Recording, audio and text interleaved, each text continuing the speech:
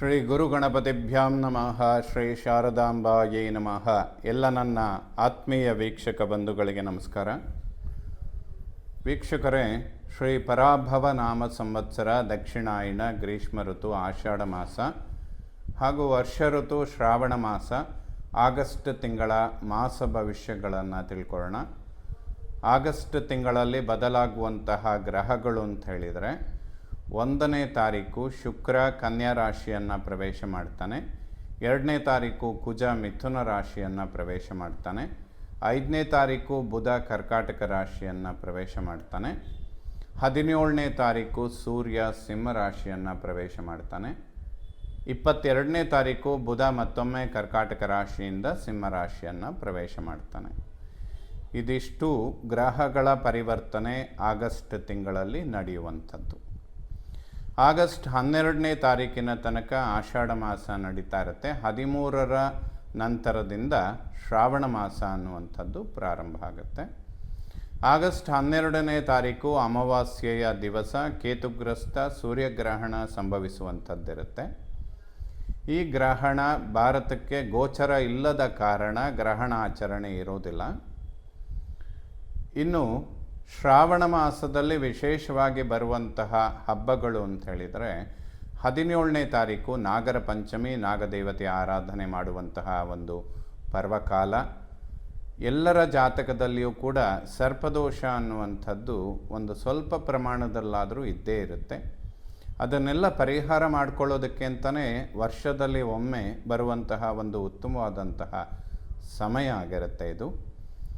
So ನಾಗರ ಪಂಚಮಿಯ ದಿವಸ ನಾಗಾರಾಧನೆ, ನಾಗದೇವತೆಯ ಆರಾಧನೆ ಮಾಡುವಂಥದ್ದು ದೈವ ಕೃಪೆಗೆ ಪಾತ್ರರಾಗೋದಕ್ಕೆ ಮತ್ತು ಆ ದೋಷಗಳನ್ನು ವರ್ಷಪೂರ್ತಿ ಅದರ ಪ್ರಮಾಣಗಳನ್ನು ಕಡಿಮೆ ಮಾಡಿಕೊಳ್ಳೋದಕ್ಕೆ ಒಂದು ಒಳ್ಳೆಯ ಸಮಯ. ಇನ್ನು ಆಗಸ್ಟ್ 21ನೇ ತಾರೀಕು ವರಮಹಾಲಕ್ಷ್ಮಿ ವ್ರತಾಚರಣೆ ಮಾಡುವಂತಹ ದಿವಸ. ಆ ದೇವಿಯ ಆರಾಧನೆ ಮಾಡುವಂಥದ್ದು, ಆ ಅಮ್ಮನವರ ಕೃಪೆಗೆ ಪಾತ್ರರಾಗೋದಕ್ಕೆ ಒಂದು ಉತ್ತಮವಾದಂತಹ ಸಮಯ. ಎಲ್ಲರಿಗೂ ಕೂಡ ಆ ಲಕ್ಷ್ಮಿಯ ಒಂದು ಕೃಪೆ ಅನ್ನುವಂಥದ್ದು ಅತ್ಯಂತ ಅವಶ್ಯಕವಾಗಿರುತ್ತೆ. ಹಾಗಾಗಿ ಆ ದೇವತೆಯ ಆರಾಧನೆ ಮಾಡಿ ದೈವ ಕೃಪೆಗೆ ಪಾತ್ರರಾಗಿ ಅಂತ ಹೇಳ್ತಾ, 25ನೇ ತಾರೀಕು ಅಂಗಾರಕ ಜಯಂತಿ. ಕುಜದೋಷಗಳ ಪ್ರಭಾವದಿಂದ ಕಲಿಯುಗದಲ್ಲಿ ಬಹಳಷ್ಟು ಸಮಸ್ಯೆಗಳನ್ನು ಜಾತಕದಲ್ಲಿ ಕಾಣುವಂಥದ್ದಿರುತ್ತೆ. ಅಂಗನೆಯರಿಗೆ ಅಂಗಾರಕನ ದೋಷ, ಸ್ತ್ರೀಯರಿಗೆ ಕುಜದೋಷ ಅನ್ನುವಂಥದ್ದು ಆರೋಗ್ಯ ಮತ್ತು ದಾಂಪತ್ಯ ಜೀವನದ ಮೇಲೆ ನೇರವಾಗಿ ಪ್ರಭಾವ ಬೀರುವಂಥದ್ದಾಗಿರುತ್ತೆ. ಹಾಗಾಗಿಯೇ ಅಂಗಾರಕ ಜಯಂತಿಯ ದಿವಸ ಕುಜನಿಗೆ ಅರ್ಚನೆ, ತೊಗರಿಬೇಳೆ ದಾನ ಮಾಡುವಂಥದ್ದು, ಇದೆಲ್ಲದೂ ಕೂಡ ಆ ದೋಷಗಳನ್ನು ಪರಿಹಾರ ಮಾಡಿಕೊಳ್ಳೋದಕ್ಕೆ ಅಂತಲೇ ಬರುವಂತಹ ಒಂದು ಪರ್ವಕಾಲ. ಇದನ್ನು ಆರಾಧನೆ ಮಾಡಿ ದೈವ ಕೃಪೆಗೆ ಪಾತ್ರರಾಗಿ ಅಂತ ಹೇಳ್ತಾ, 26ನೇ ತಾರೀಕು ವಿಶೇಷವಾಗಿ ಋಗ್ವೇದಿಗಳಿಗೆ ಉಪಕರ್ಮ ಮಾಡಿಕೊಳ್ಳುವಂತಹ ದಿವಸ. 27ನೇ ತಾರೀಕು ಯಜುರ್ ಉಪಕರ್ಮ ಮಾಡುವಂತಹ ದಿವಸ. ಇವೆಲ್ಲದೂ ಕೂಡ ಶ್ರಾವಣ ಮಾಸದಲ್ಲಿ ಬರುವಂತಹ ವಿಶೇಷವಾದಂತಹ ದಿನಗಳು. ಆ ಎಲ್ಲ ದೇವತೆಗಳ ಅನುಗ್ರಹ, ದೈವ ಕೃಪೆ ಎಲ್ಲದೂ ಕೂಡ ನಿಮಗೆ ಸಿಗಲಿ ಅಂತ ಹೇಳ್ತಾ, ಈ ಆಗಸ್ಟ್ ತಿಂಗಳಲ್ಲಿ ಬದಲಾಗುವಂತಹ ಗ್ರಹಗಳಿಂದ ತುಲಾರಾಶಿಯವರ ಮಾಸ ಭವಿಷ್ಯ ಹೇಗಿರುತ್ತೆ ಅಂತ ತಿಳ್ಕೊಳ್ಳೋಣ. ತುಲಾರಾಶಿಗೆ ಲಗ್ನ ರಾಶಿಯ ಅಧಿಪತಿಯಾದಂತಹ ಶುಕ್ರ ವ್ಯಯಸ್ಥಾನದಲ್ಲಿದ್ದು ಕುಜನ ದೃಷ್ಟಿ ಅನ್ನುವಂಥದ್ದು ಅವನ ಮೇಲೆ ಬೀಳ್ತಾ ಇರುತ್ತೆ. ಗುರುಬಲ ಕೂಡ ಇಲ್ಲ. 5ನೇ ಮನೆಯಲ್ಲಿ ರಾಹು ಇದ್ದಾನೆ. ಸ್ವಲ್ಪ ಸಣ್ಣ ಪುಟ್ಟ ವಿಚಾರಗಳು ಕೂಡ ತುಲಾರಾಶಿಯವರಿಗೆ ಟೆನ್ಷನ್ ಕೊಡೋದಕ್ಕೆ ಶುರುವಾಗುತ್ತೆ. ಇದನ್ನು ಅವಾಯ್ಡ್ ಮಾಡ್ಕೊಳ್ಳೋದಕ್ಕೆ ಅಂಗಾರಕ ಜಯಂತಿಯ ದಿವಸ ಕುಜನ ಆರಾಧನೆ ಮಾಡಿ, ಕುಜನಿಗೆ ಅರ್ಚನೆ ಮಾಡಿ, ತೊಗರಿಬೇಳೆಯನ್ನು ದಾನ ಕೊಡಿ. ಈ ತಿಂಗಳಲ್ಲಿ ಒಮ್ಮೆಯಾದರೂ ದುರ್ಗಾ ಪರಮೇಶ್ವರಿಯ ದರ್ಶನ ಮಾಡಿ, ಕುಂಕುಮಾರ್ಚನೆಯಂತಹ ಸೇವೆಗಳನ್ನು ಮಾಡಿಕೊಳ್ಳಿ. ನಿಮಗೆ ಬರುವಂತಹ ಸ್ತೋತ್ರಗಳಲ್ಲಿ ಯಾವುದಾದ್ರೂ ದುರ್ಗಾ ಪರಮೇಶ್ವರಿಗೆ ಸಂಬಂಧಪಡುವಂತಹ ಸ್ತೋತ್ರಗಳನ್ನು 1 ಮಾಸಗಳ ಕಾಲ ನಿತ್ಯ ಪಠನೆ ಮಾಡಿ, ಅಂದರೆ ಓದಿ.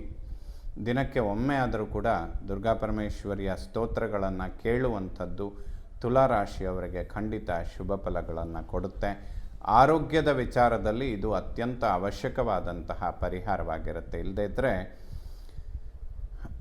ಮೂಳೆಗಳಿಗೆ ಮತ್ತು ನರಗಳಿಗೆ ಸಂಬಂಧಪಡುವ ಏನಾದರೂ ಆರೋಗ್ಯದ ಸಮಸ್ಯೆಗಳು ಬರೋದಕ್ಕೆ, ಬೆನ್ನು ಹುರಿಗೆ ಸಂಬಂಧಪಡುವಂತಹ ಆರೋಗ್ಯದ ಸಮಸ್ಯೆಗಳು ಬರೋದಕ್ಕೆ ಅವಕಾಶಗಳು ಉಂಟಾಗುತ್ತೆ. ಇದನ್ನು ಭೃಗಂಗಾರಕ ದೋಷ ಅಂತ ಕೂಡ ಹೇಳ್ತವೆ. ಕುಜದೋಷ ಮತ್ತು ಶುಕ್ರ ನೀಚ ಕ್ಷೇತ್ರದಲ್ಲಿರೋದ್ರಿಂದ ದಾಂಪತ್ಯ ಜೀವನದಲ್ಲಿ ಗಂಡ ಹೆಂಡತಿಯ ನಡುವೆ, ಅದರಲ್ಲೂ ಸ್ತ್ರೀಯರಿಗೆ ಗರ್ಭಕೋಶದ ಆರೋಗ್ಯದ ವಿಚಾರಗಳಿಗೆ ಸಮಸ್ಯೆಗಳು ಉಂಟಾಗೋದಕ್ಕೆ ಇದು ಕಾರಣವಾಗುತ್ತೆ. ಇದಕ್ಕೆ ಒಂದೇ ಪರಿಹಾರ, ದುರ್ಗಾ ಪರಮೇಶ್ವರಿಯ ದರ್ಶನ ಮಾಡುವಂಥದ್ದು ತುಂಬ ಒಳ್ಳೆಯದಾಗುತ್ತೆ. ಇಲ್ಲದೇ ಇದ್ದರೆ ಆರೋಗ್ಯದ ವಿಚಾರದಲ್ಲಿ ಧನ ವ್ಯಯ ಅಂದರೆ ದುಡ್ಡು ಖರ್ಚಾಗೋದಕ್ಕೆ ಈ ಮಾಸದಲ್ಲಿ ತುಂಬ ಅವಕಾಶಗಳಿದೆ. ಧನಾಧಿಪತಿ ಕುಜ ಭಾಗ್ಯದಲ್ಲಿದ್ದರೂ ಕೂಡ ಅವನು ವ್ಯಯಸ್ಥಾನವನ್ನು ನೋಡ್ತಾನೆ. ಸೊ ಶುಕ್ರನು ಕೂಡ ನೀಚನಾಗಿ 12ನೇ ಮನೆಯಲ್ಲಿರ್ತಾನೆ. ಶನಿ ದೃಷ್ಟಿ ಅವನ ಮೇಲೆ ಬೀಳ್ತಾ ಇರುತ್ತೆ. ಇವೆಲ್ಲದೂ ಕೂಡ ದುಡ್ಡು ಖರ್ಚಾಗೋದಕ್ಕೆ, ಅದರಲ್ಲೂ ಕೂಡ ಆರೋಗ್ಯದ ವಿಚಾರಗಳಿಗೆ ಧನ ವ್ಯಯ ಆಗೋದಕ್ಕೆ, ಖರ್ಚಾಗೋದಕ್ಕೆ ತುಂಬ ಅವಕಾಶಗಳಿರುತ್ತೆ. ಇದೆಲ್ಲದಕ್ಕೂ ಒಂದೇ ಪರಿಹಾರ, ದುರ್ಗಾ ಪರಮೇಶ್ವರಿಯ ಸ್ತೋತ್ರಗಳನ್ನು ಪಠನೆ ಮಾಡಿ ಖಂಡಿತ ಸಮಸ್ಯೆಗಳನ್ನು ಕಡಿಮೆ ಮಾಡಿಕೊಳ್ಳೋದಕ್ಕೆ ಸಾಧ್ಯ ಆಗುತ್ತೆ. ವಾಕ್ಯಗಳನ್ನು ಸೌಮ್ಯ ಮಾಡಿಕೊಳ್ಳೋದು ಮಾನಸಿಕ ಮತ್ತು ದೈಹಿಕ ನೆಮ್ಮದಿಯನ್ನು ಕೊಡುತ್ತೆ. ಆರೋಗ್ಯದಲ್ಲಿ ಅನುಕೂಲಗಳು ಉಂಟಾಗುತ್ತೆ. ಒಡಹುಟ್ಟುಗಳ ನಡುವೆ ಸಾಮರಸ್ಯ, ಬಾಂಧವ್ಯ ಇದನ್ನೆಲ್ಲ ಎಕ್ಸ್ಪೆಕ್ಟ್ ಮಾಡ್ಬೋದು. ಖಂಡಿತ ಅನುಕೂಲಗಳು ಉಂಟಾಗುತ್ತೆ ಅಣ್ಣ ತಮ್ಮಂದರು ಅಥವಾ ಅಕ್ಕ ತಂಗಿಯರ ನಡುವೆ. ಇನ್ನು ಯಾವುದಾದ್ರೂ ಫೈನಾನ್ಷಿಯಲ್ ಎಕ್ಸ್ಪೆಕ್ಟೇಷನ್ ಇದ್ದರೆ, ಲೋನ್ಗಳನ್ನು ಎಕ್ಸ್ಪೆಕ್ಟ್ ಮಾಡ್ತಾ ಇದ್ದರೆ ಈ ಒಂದು ಮಾಸ ವಿಳಂಬ ಆಗುತ್ತೆ ತುಲಾರಾಶಿಯವರಿಗೆ. ಯಾರಿಗಾದರೂ ಕೊಟ್ಟಿರುವಂತಹ ಹಣ ವಾಪಸ್ ಪಡಿಬೇಕು ಅಥವಾ ನಿಮಗೆ ಬರಬೇಕಾಗಿರುವಂಥದ್ದು, ಇದೆಲ್ಲದೂ ಕೂಡ ಈ ಒಂದು ತಿಂಗಳು ಸ್ವಲ್ಪ ವಿಳಂಬ ಆಗುತ್ತೆ. ಸೆಪ್ಟೆಂಬರ್ 2ನೇ ತಾರೀಕಿನ ನಂತರ ಈ ವಿಚಾರಗಳಲ್ಲಿ ಸತತವಾಗಿ ಅನುಕೂಲ ಮತ್ತು ಅಭಿವೃದ್ಧಿಗಳು ತುಲಾರಾಶಿಯವರಿಗೆ ಉಂಟಾಗುತ್ತೆ. ವಿದ್ಯಾರ್ಜನೆ ಮಾಡುವಂತಹ ಮಕ್ಕಳಿಗೆ ಖಂಡಿತ ಅನುಕೂಲ ಕೊಡುವಂತಹ ಸಮಯ. ಸ್ವಲ್ಪ ಟೆನ್ಷನ್ಗಳನ್ನು ಕಡಿಮೆ ಮಾಡಿಕೊಳ್ಬೇಕು. 5ನೇ ಮನೆಯಲ್ಲಿರುವ ರಾಹು ಸ್ವಲ್ಪ ಅನವಶ್ಯಕ ಟೆನ್ಷನ್ಗಳನ್ನು ಕೊಡ್ತಾನೆ. ಇದನ್ನು ಅವಾಯ್ಡ್ ಮಾಡಿಕೊಳ್ಳೋದು ಖಂಡಿತ ಒಳ್ಳೆಯದು. ಇನ್ನು ವಾಹನದ ವಿಚಾರಗಳಿಗೆ ಸಂಬಂಧಪಡುವಂತೆ ಅನುಕೂಲಗಳನ್ನು ಎಕ್ಸ್ಪೆಕ್ಟ್ ಮಾಡ್ಬೋದು. ತುಲಾರಾಶಿಯವರು ಯಾವುದಾದ್ರೂ ಹೊಸ ಪ್ರಾಪರ್ಟಿ, ಮನೆ ಕಟ್ಟುವಂಥ ವಿಚಾರ ಅಥವಾ ವಾಹನ ಖರೀದಿ ಮಾಡುವಂತಹ ವಿಚಾರಗಳಿದ್ದರೆ ಅಕ್ಟೋಬರ್ ತನಕ ಖಂಡಿತ ವೆಯ್ಟ್ ಮಾಡಿ. ಇದೇನು ಅಷ್ಟೇನು ಅನುಕೂಲ ಮಾಡುವಂತಹ ಸಮಯ ಅಲ್ಲ. ಇದನ್ನು ಅವಾಯ್ಡ್ ಮಾಡಿಕೊಳ್ಳೋದು ಒಳ್ಳೆಯದಾಗುತ್ತೆ. ಮಾತೃವಿನ ಆರೋಗ್ಯದಲ್ಲಿಯೂ ಕೂಡ ಅಭಿವೃದ್ಧಿಗಳನ್ನು ನಿರೀಕ್ಷೆ ಮಾಡಬಹುದು ತುಲಾರಾಶಿಯವರು. ಸಂತಾನದ ಆರೋಗ್ಯ, ವಿದ್ಯಾಭ್ಯಾಸ ಅಥವಾ ಸಂತಾನದ ಅಂಚಿನಲ್ಲಿರುವಂಥವರು ದುರ್ಗಾ ಪರಮೇಶ್ವರಿಯ ಸ್ತೋತ್ರಗಳನ್ನು ಖಂಡಿತವಾಗಿ ಪಠನೆ ಮಾಡಿ, ಅತ್ಯಂತ ಅವಶ್ಯಕವಾಗುತ್ತೆ. ಇಲ್ಲದೇ ಇದ್ದರೆ ಸಣ್ಣ ಪುಟ್ಟ ಆರೋಗ್ಯದ ಸಮಸ್ಯೆಗಳು ಬಾಧಿಸೋದಕ್ಕೆ ಶುರುವಾಗುತ್ತೆ. ಷಷ್ಠದಲ್ಲಿ ಶನಿ ಸಂಚಾರ, ಯಾವುದೇ ಶತ್ರುಬಾಧೆಗಳಿರೋದಿಲ್ಲ. ಖಂಡಿತ ಅನುಕೂಲಗಳನ್ನು ಎಕ್ಸ್ಪೆಕ್ಟ್ ಮಾಡ್ಬೋದು. ಇದನ್ನು ಒಂದು ವ್ಯವಸ್ಥಿತವಾಗಿ ನಡೆಸ್ಕೊಂಡು ಹೋಗೋದು ತುಲಾರಾಶಿಯವರಿಗೆ ತುಂಬ ಅವಶ್ಯಕವಾಗುತ್ತೆ. ಏಕೆಂದರೆ ಮುಂದಿನ ದಿನಗಳಲ್ಲಿ ಇನ್ನು 1-1.5 ತಿಂಗಳ ನಂತರ ಸ್ವಲ್ಪ ಉದ್ಯೋಗ ಕ್ಷೇತ್ರದಲ್ಲಿ ಸಮಸ್ಯೆಗಳು ಉಂಟಾಗೋದಕ್ಕೆ ಅವಕಾಶ ಇದೆ ತುಲಾರಾಶಿಯವರಿಗೆ. ಅದನ್ನು ಅವಾಯ್ಡ್ ಮಾಡಿಕೊಳ್ಳೋದಕ್ಕೆ ಈಗಿಂದನೇ ಒಂದು ಸ್ಥಿರವಾದ ವ್ಯವಸ್ಥೆಗಳನ್ನು ಅಥವಾ ಸೌಮ್ಯ ಸ್ವಭಾವಗಳನ್ನು ರೂಢಿಸ್ಕೊಳ್ಳೋದು ಅತ್ಯಂತ ಅವಶ್ಯಕವಾಗುತ್ತೆ. ಇಲ್ಲದೇ ಇದ್ದರೆ ಮತ್ತೊಮ್ಮೆ ಏನಾದರೂ ಉದ್ಯೋಗದ ಪರಿವರ್ತನೆಗಳನ್ನು ಮಾಡುವಂತಹ ಒಂದು ಅನಿವಾರ್ಯತೆ ತುಲಾರಾಶಿಯವರಿಗೆ ಉಂಟಾಗುತ್ತೆ ಅಂತ ಕೂಡ ಹೇಳ್ಬೋದು. ಇನ್ನು ದಾಂಪತ್ಯ, ವಿವಾಹ, ವೈವಾಹಿಕ ಜೀವನ ಇದರ ಬಗ್ಗೆ ನೋಡೋದಾದರೆ ತುಲಾರಾಶಿಯವರು ಅಕ್ಟೋಬರ್ ನಂತರದಲ್ಲಿ ವಿವಾಹ ಇಂತಹ ಮಂಗಳ ಕಾರ್ಯಗಳಿಗೆ ತುಂಬ ಉತ್ತಮವಾದಂತಹ ಸಮಯ. ಗುರುಬಲ ಮತ್ತೆ ಪ್ರಾರಂಭ ಆಗುತ್ತೆ ತುಲಾರಾಶಿಯವರಿಗೆ ಅಕ್ಟೋಬರಿಂದ. ಖಂಡಿತ ಆ ಸಮಯದಲ್ಲಿ ಪ್ರಯತ್ನ ಮಾಡಿದರೆ ಅನುಕೂಲಗಳನ್ನು ನೋಡ್ತೀರಾ.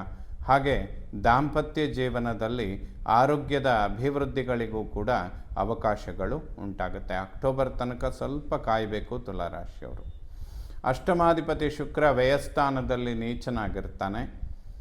ಯಾವುದೇ ಮೃತ್ಯು ಭಯ ಇಂತಹ ಕಂಟಕಗಳಿರೋದಿಲ್ಲ. ಸ್ವಲ್ಪ ಬೆನ್ನು ಹುರಿ ಅಥವಾ ಕುತ್ತಿಗೆಗೆ ಸಂಬಂಧಪಡುವ ಮೂಳೆಗಳು ಮತ್ತು ನರಗಳಿಗೆ ಸಂಬಂಧಪಟ್ಟಂತೆ ಆರೋಗ್ಯದ ಸಮಸ್ಯೆಗಳು ಬರುತ್ತೆ. ಇದಕ್ಕೆ ದುರ್ಗಾ ಪರಮೇಶ್ವರಿ ಆರಾಧನೆ ಮಾಡೋದು ಉತ್ತಮವಾದಂತಹ ಪರಿಹಾರ ತುಲಾರಾಶಿಯವರಿಗೆ. 9ನೇ ಮನೆ ಭಾಗ್ಯಸ್ಥಾನದಲ್ಲಿ ಕುಜನ ಸಂಚಾರ ಆಗ್ತಾ ಇರುತ್ತೆ. ಭಾಗ್ಯಾಧಿಪತಿ ಬುಧ ಕೇಂದ್ರದಲ್ಲಿ ಗುರುವಿನ ಜೊತೆಯಲ್ಲೇ ಸಂಚಾರ ಮಾಡ್ತಾ ಇರ್ತಾನೆ. ಗುರು ಮತ್ತು ಬುಧ ಒಟ್ಟಿಗೆ ಸಂಚಾರ ಮಾಡ್ತಾರೆ. ಇದೆಲ್ಲದೂ ಕೂಡ ಶುಭ ಫಲ. ತಂದೆಯ ಆರೋಗ್ಯದ ಬಗ್ಗೆ ಸ್ವಲ್ಪ ಗಮನ ಕೊಡಿ. 1-1.5 ತಿಂಗಳು ಸ್ವಲ್ಪ ಅವಶ್ಯಕವಾಗಿರುತ್ತೆ. ಬಟ್ ಪಿತೃಕಾರಕ ಸೂರ್ಯ ಸ್ವಕ್ಷೇತ್ರ ಏಕಾದಶ ಲಾಭಸ್ಥಾನಕ್ಕೆ ಬರ್ತಾನೆ ಆಗಸ್ಟ್ 17ರಿಂದ. ಇದು ಒಂದು ಉತ್ತಮವಾದಂತಹ ಸಮಯ. ತಂದೆಯ ಆರೋಗ್ಯದಲ್ಲಿ ಅಭಿವೃದ್ಧಿ ಮತ್ತು ಭಾಗ್ಯೋದಯ ಇಂಥದ್ದನ್ನು ನಿರೀಕ್ಷೆ ಮಾಡ್ಬೋದು. ಕರ್ಮ ಉದ್ಯೋಗ ಕ್ಷೇತ್ರ ತುಲಾರಾಶಿಯವರು ಇನ್ನು ಉದ್ಯೋಗದ ಪರಿವರ್ತನೆಗಳನ್ನು ಮಾಡದೇ ಇರೋದು ಉತ್ತಮ.